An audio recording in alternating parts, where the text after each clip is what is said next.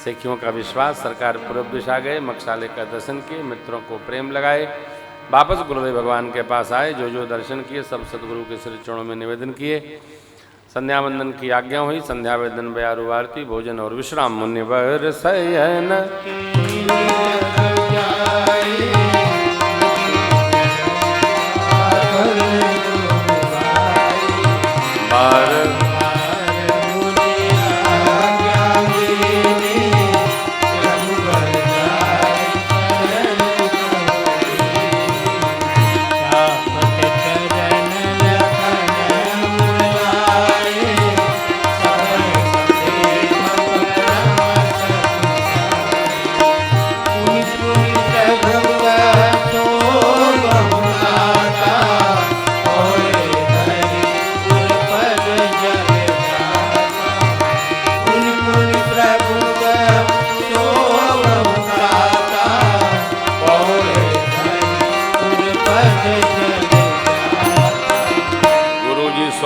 ठाकुर जी सोए। फिर लक्ष्मण जी महाराज चरण दबाते हुए वहीं ढुड़क गए। जब मुर्गे ने आवाज दे उठे, लखन निस विगत सोनी अरुण शिखा धोने का। गुरु जित पहले ही जगत जागे,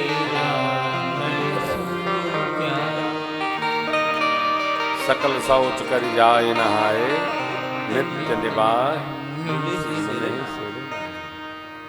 गुरुदेव भगवान पूजन करेंगे। एतदर्थ बेलपत्र तुलसी दल लेने नाना भांति नाना भाव के परमात्मा श्री राम और लक्ष्मण प्रभु आज्ञा पाकर जनक राज महाराज की दिव्य पुष्प वाटिका में पधारे। अभी मालीगणों से पूछकर प्रभु पुष्प दल बेलपत्र उतारी रहे थे, इतने में सखियों के संग मेरी माँ गौरी पूजा के लिए बुलाई। बोले भवानी मैया की गौरी दरबार चलो सखी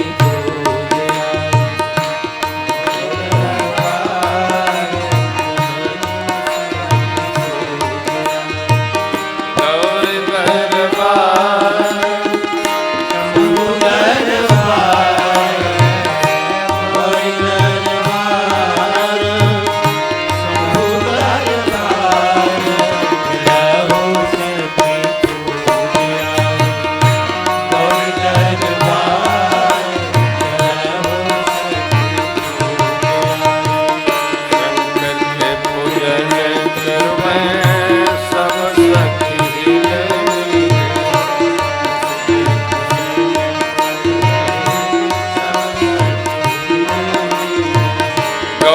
जी के कर में आज, गौरा जी के कर में आज, मैया जी के कर में आज, मैया जी के कर में आज, सुरभु सिंगार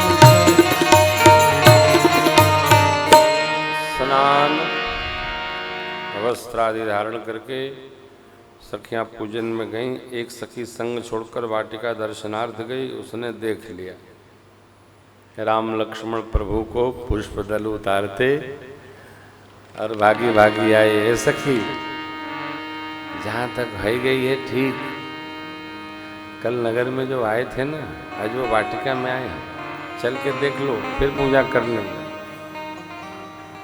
वंदना को केवल बचाया जा सकता है, पंचोपचार में समय कितना लगता है। वंदना मने जय जयकार शेष थी। राम लक्ष्मण प्रभु को देखा मेरी माँ ने। हाँ, देखो यहाँ एक चिंतन है। आप में से जो लोग दीक्षित शिष्य हैं, सद्गुरु का अपना कर्तव्य है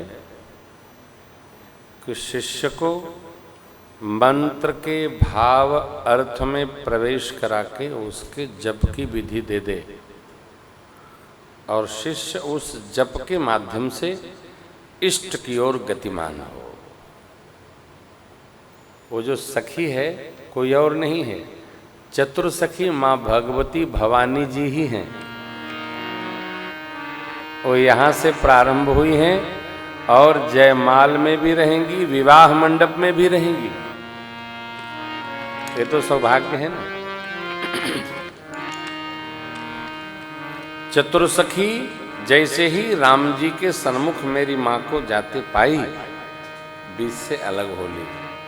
शिष्य सद्गुरु के संबंध में, शिष्य जब तक भगवान के सन्मुख नहीं उपस्थित हो जाता है तब तक सद्गुरु का कार्य है। जैसे ही शिष्य भगवान के सन्मुख उपस्थित हो, सद्गुरु अपने को बाहर कर लेता है और शिष्य भगवान के सन्मुख। सरकार का टेक क्या है? सन्मुख होई जीव मोहि जबहि, जन्म कोटि अघनासहि। मेरे को बहुत लोग कहते हैं ऐसा है वैसा है, कुछ ऐसा वैसा नहीं, जो है सो बहुत अच्छा है, दिव्य है, आनंदमय है, भावमय है। अस्तु आप सभी से प्रार्थना है, मंत्र जाप निष्ठा पूर्वक करें। मंत्र जाप जब करें तो किसी वस्तु, संसार, विहार का चिंतन न करें, केवल इष्ट का चिंतन करें। युगल में जो मंत्र आपके माले पर चले उस स्वरूप का ध्यान करें, ध्यान में लेते हुए जप करें। एक न एक दिन आपको भी साक्षात्कार परमात्मा का अवश्य प्राप्त हो जाएगा, जैसे माँ को सखी के माध्यम से प्राप्त हो गया। दर्शन करिए। देखा माने, देखा निमि जी ने स्थान छोड़ा, चार नेत्र दो हो गए, प्रेम प्रेम को पा गया, स्नेह स्नेह को पा गया, स्नेह भरकर मन मन में समा गया, आत्म स्वरूप एक हो गया। अब शेष क्या रहा? दर्शन की स्थिति अति विचित्र है। नेत्र बंद करके और सीता मैया ने जब भगवान का ध्यान प्रारंभ किया, एक सखी ने हिलाया, सखी भवानी जी का ध्यान बाद में करना। देखो, ध्यान जनित सुख वो जान सकता है जो ध्यान में उपस्थित होता है। सोई जानई जेहि देहु जनाई, जागन ध्यान जनित सुख। सुदक्षिण जी महाराज भगवान को जब ध्यान में लिए डूबने लगे, मेरी माँ डूबने लगी। माँ ने देखा, लीला आगे बढ़ी, नारद जी के वचनों का स्मरण आया, माँ मेरी गदगद हो गई। भवानी जी के मंदिर में आई, भगवान के दिव्य मुखमंडल की पवित्र आकृति को माँ ने नेत्रों के माध्यम से हृदय में पधरा लिया। देखो, स्मरण आने के लिए देखना आवश्यक नहीं है। स्मरण आने के लिए भाव समाधि में उतरना आवश्यक है। उतर गई माँ, मंदिर में गई, जय जयकार करने लगी। गिरिराज मैया की जय हो, कार्तिकेय भगवान की मैया की, भूत भावन भगवान देव देवेश्वर की देवी मैया की जय हो, देवी मैया की जय जयकार। हे माँ भगवती, आज ही के दिन के लिए देवी पूजी पद कमल तुम्हारे, सुर नर मुनि सब हो सुखारे। मोर मनोरथ जानो नीके बसहु सदा, कृपा करिए विनय प्रेम बस भई भवानी खसी, माल मूर्ति मुस्कुरानी। मूर्ति मुस्कुरा पड़ी माँ भगवती।